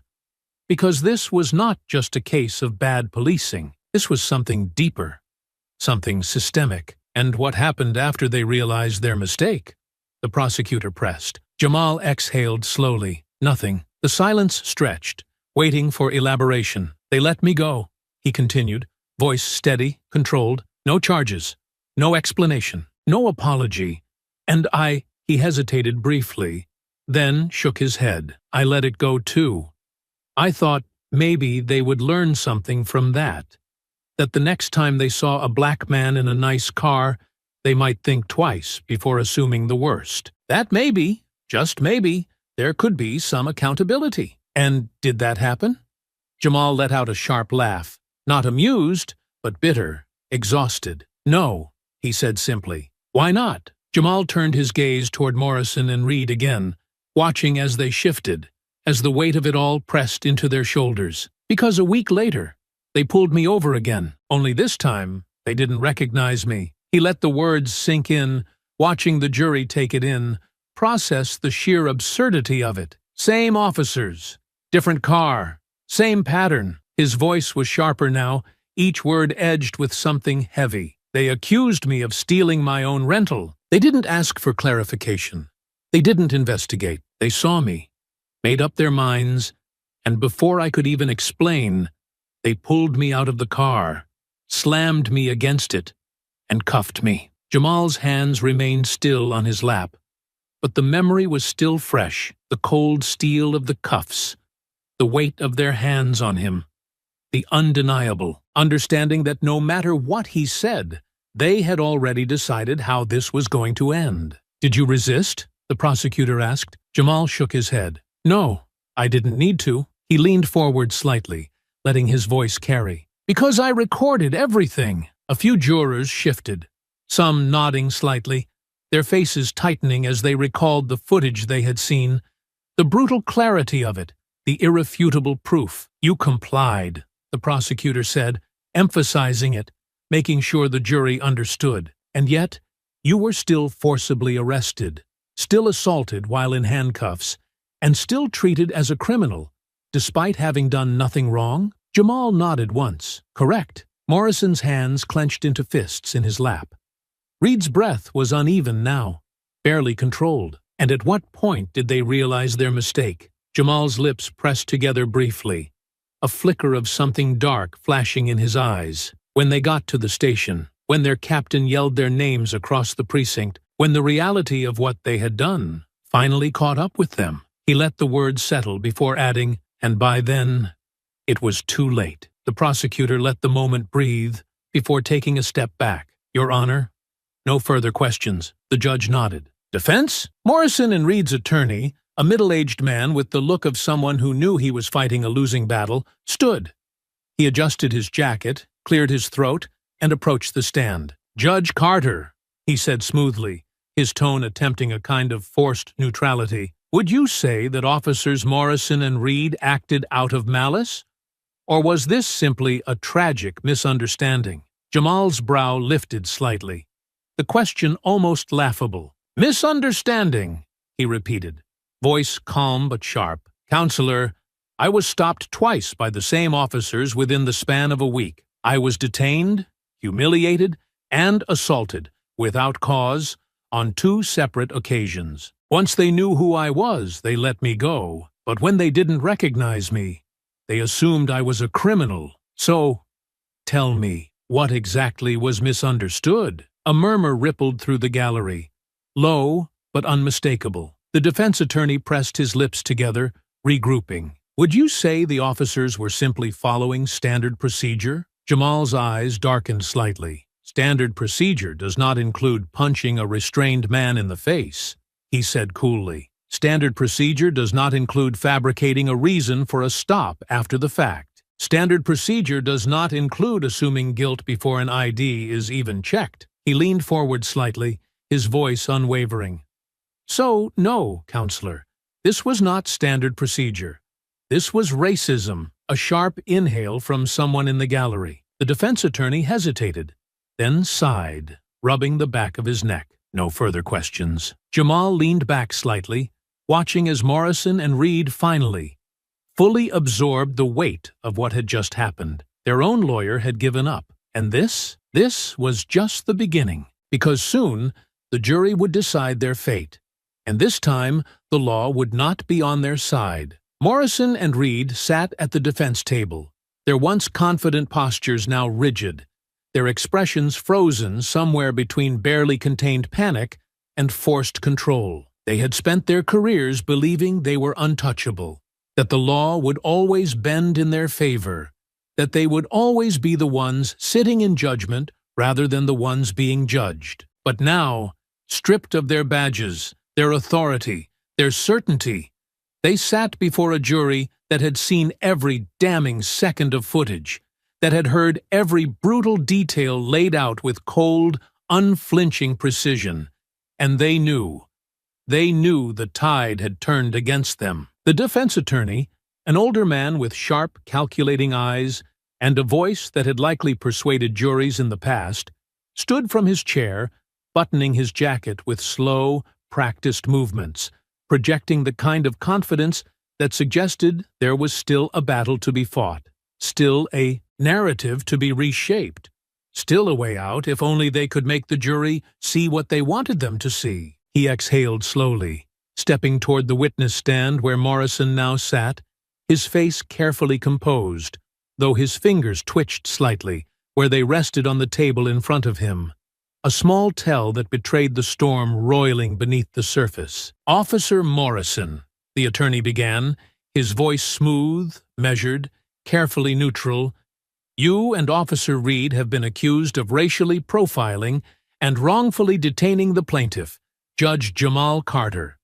You've been accused of excessive force, of violating protocol, of assault. Do you believe these allegations reflect the truth of what happened that night?" Morrison shook his head immediately, his movements sharp, deliberate, the reflex of a man who had spent years justifying every action, every decision, every stop, every arrest of a man who had never once questioned whether he was in the wrong. "No," he said, his voice clipped, tense, but controlled. "Absolutely not." The defense attorney nodded slightly, as if satisfied with the response. "Then let's start from the beginning. In your own words, describe why you and Officer Reed stopped Judge Carter that night." Morrison licked his lips briefly, glancing toward the jury before straightening his posture, as if trying to reclaim some sense of authority, some sense that he was still the one in control of this situation. "We noticed a vehicle that fit the description of a stolen car from earlier that week,"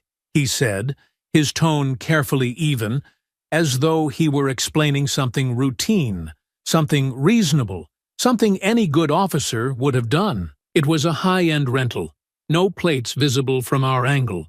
The driver seemed nervous." Jamal let out a sharp, quiet laugh.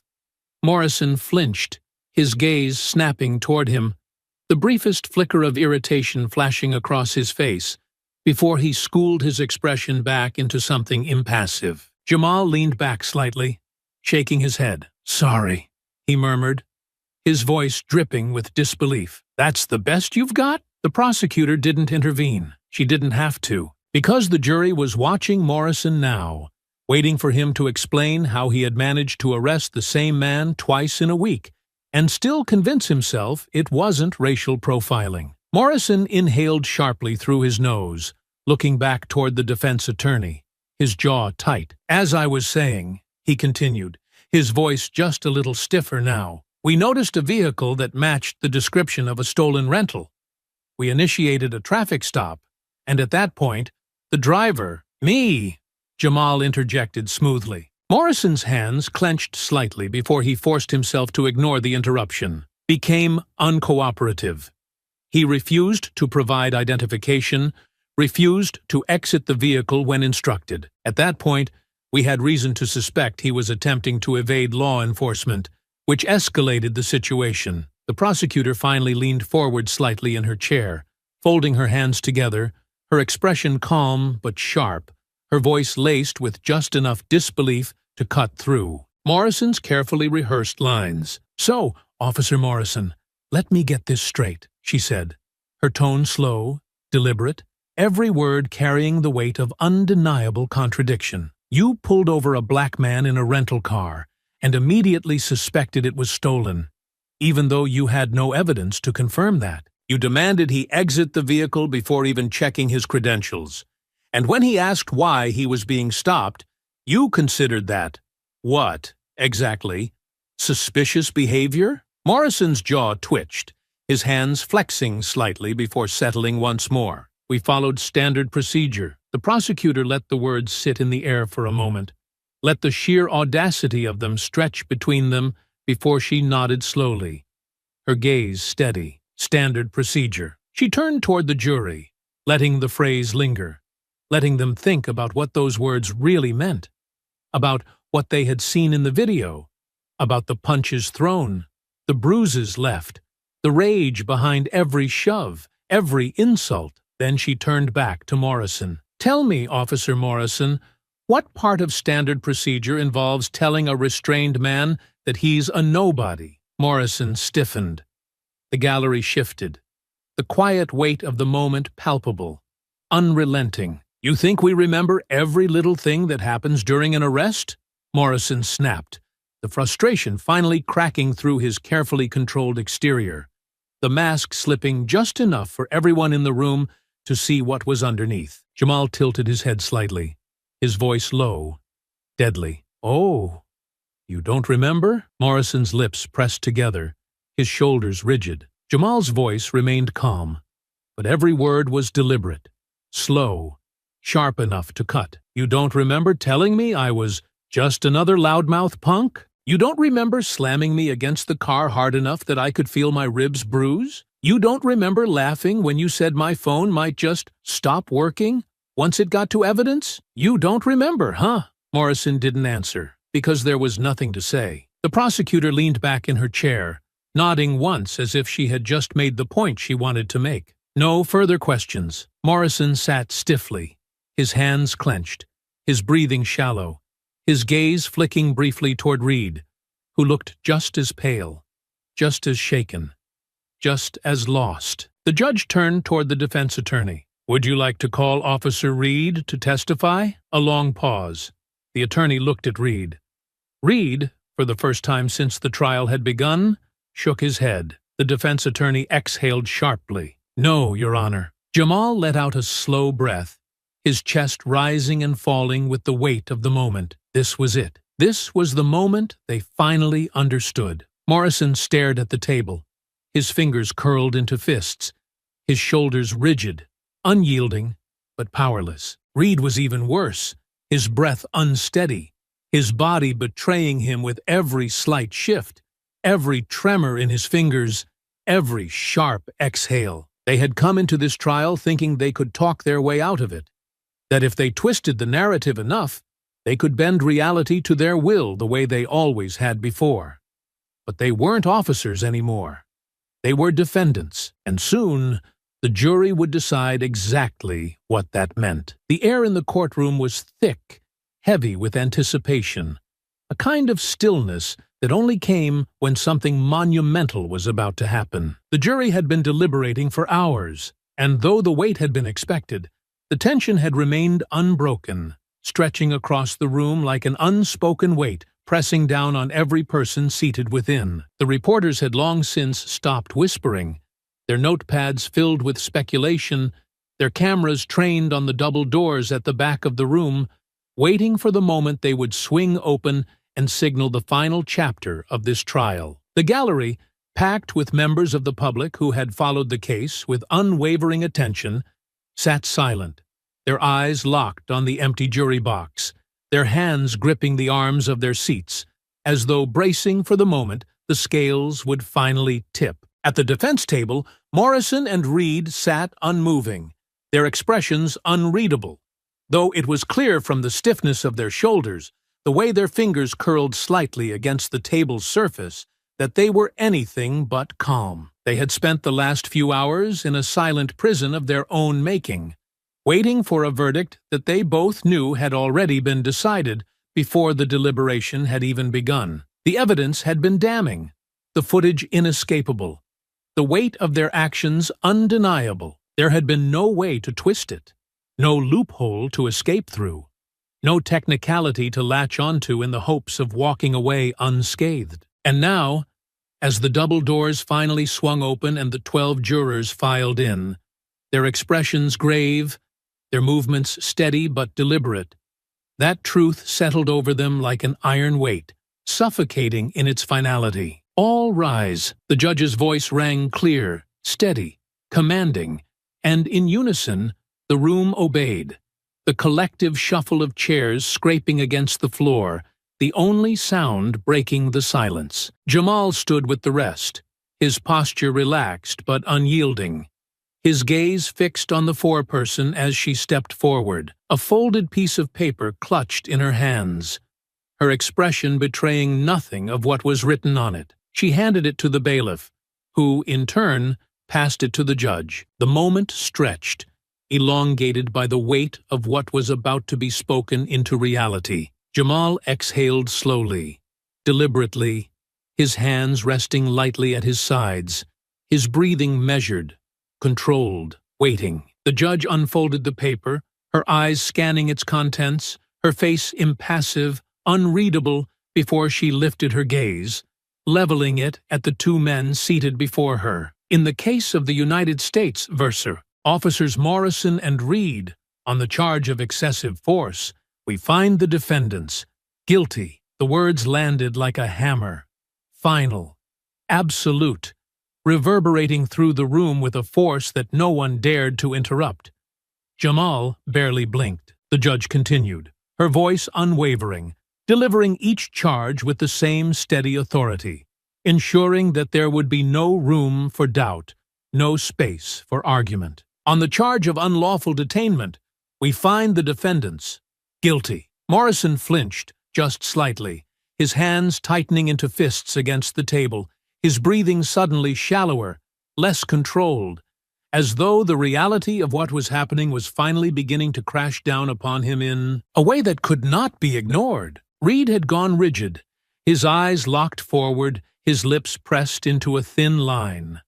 But the way his fingers twitched against his lap, the way his throat worked as he swallowed against a dry mouth, told a different story. They were feeling it now. Every mistake, every misstep, every decision they had made in the name of authority, every moment they had spent believing they were invincible, untouchable, above consequence, it had all led them here. The judge didn't pause, didn't soften, didn't waver. On the charge of violating the civil rights of the plaintiff, we find the defendants guilty. The gallery erupted. There was no stopping it this time, no silencing the collective exhale of relief, the surge of emotion that had been held in for too long. Some gasped. Others let out sharp exhales. A few muttered quiet words under their breath. But the energy in the room shifted. Something long overdue settling into place. Something that had been denied too many times before, now finally standing firm. The judge let the reaction breathe for only a moment before lifting her hand.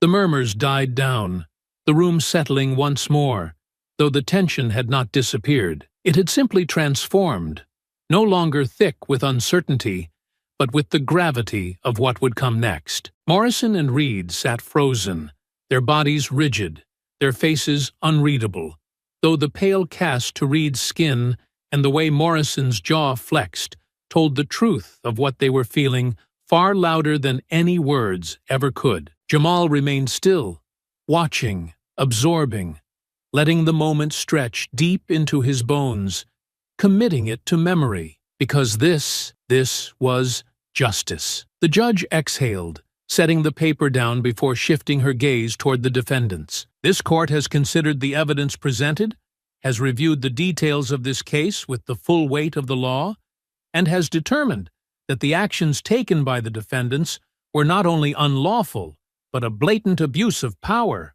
a violation of the very duty they swore to uphold. In light of these convictions, it is the ruling of this court that Officers Morrison and Reed shall be sentenced to 7 years in federal prison, effective immediately. The room snapped. There was no containing the reaction this time, no controlled murmurs, no quiet nods of acknowledgement. This was a moment in history, and everyone present knew it. Morrison let out a sharp breath, his hands slamming onto the table, his face contorting in disbelief, his mouth opening like he wanted to argue, to protest, to deny, but there was nothing left to say. Reed looked even worse, his expression shell-shocked, his eyes darting wildly as though looking for an exit, a lifeline, a way to undo what had just happened.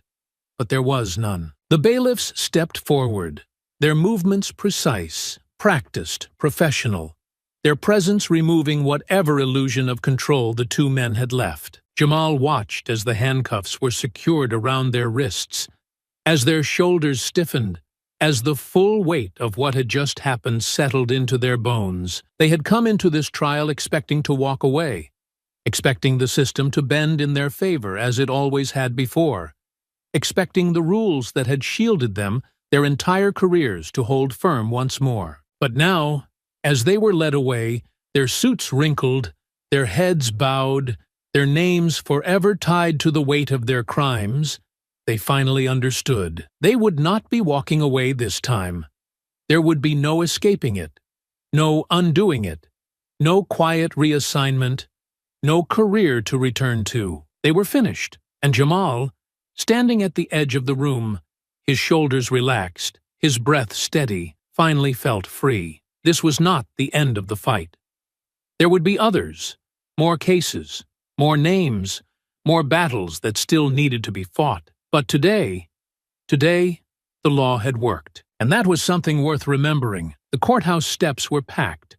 A sea of people gathered outside, the energy in the air thick with something far greater than celebration, something deeper, something that had been held back for too long, something that had simmered beneath the surface of too many trials, where justice had never been served, where verdicts had been twisted, where accountability had slipped through the cracks of a system designed to protect itself. But not this time. Jamal stepped through the heavy wooden doors, his posture steady, his movements unhurried as he emerged into the open air. The weight that had settled in his chest for the past weeks, months, years finally lifting in a way that felt foreign, unfamiliar, but welcome all the same. The sunlight caught on the cameras flashing in every direction, journalists scrambling to get into position, microphones thrust forward, voices rising in an attempt to cut through the crowd, each one desperate to capture the moment as it unfolded.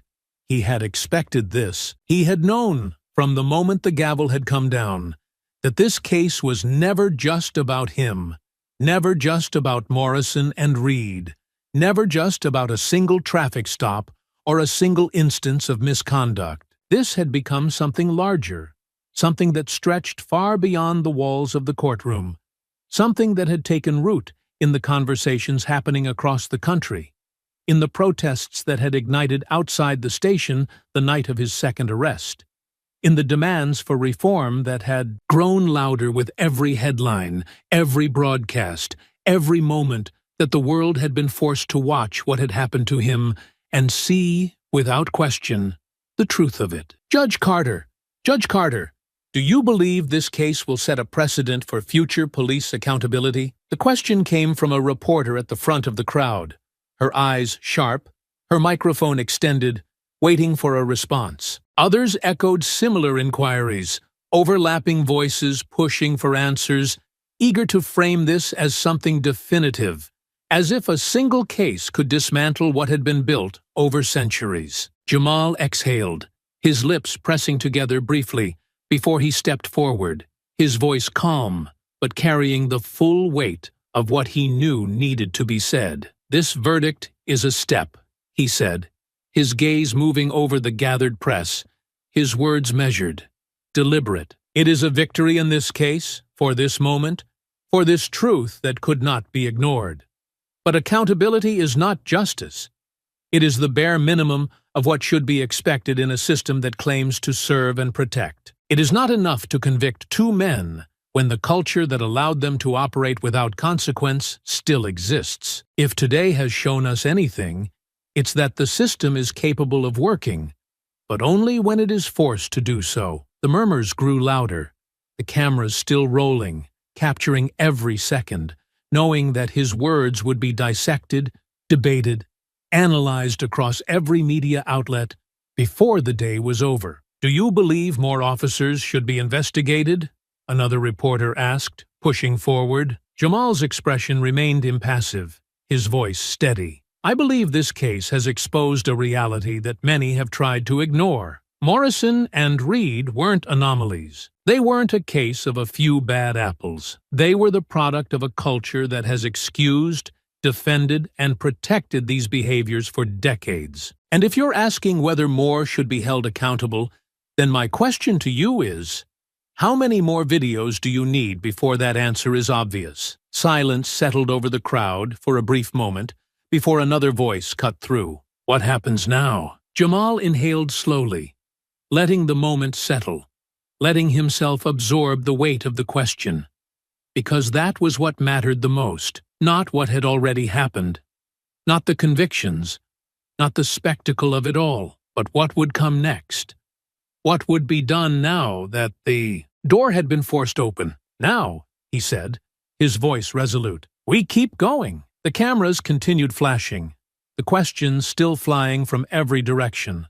But Jamal had already said what needed to be said. He stepped back, moving toward the car waiting at the curb, the driver already holding the door open, ready to take him away from the chaos, from the spectacle of it all. But before he slid inside, he turned his head slightly, casting one last glance back toward the courthouse, toward the pillars that had once stood as a symbol of an institution that had failed too many times to count, toward the doors that had, for once, opened to something closer to justice. And then he stepped inside, pulling the door shut behind him, the world still buzzing outside, the movement still happening, the fight still far from over, because this was just the beginning.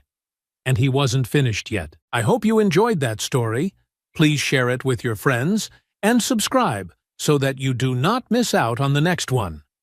In the meantime, I have handpicked 2 stories for you that I think you will enjoy. Have a great day.